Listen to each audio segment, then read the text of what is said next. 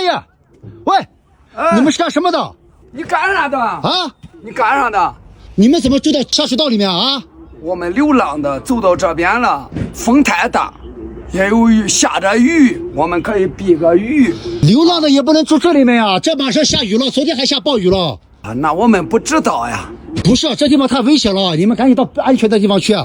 你看你这么大个年龄跑出来，你们是做什么的？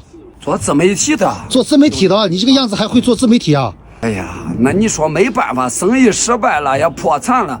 这是你女儿吗？这不是我女儿呀，这是我在318捡的小可爱呀。那个啥，你们赶紧收拾一下，到前面那个保安亭里面去住，这个地方太危险了。你看发大水下来把你俩冲走了，你看这个前几天下大雨了嘞。中，你说是不是？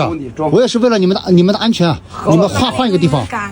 来啊，这地方太危险了，你们换个地方。天天干，我们也不知道。看你们这些好吃懒做的，一个风都不中嘛。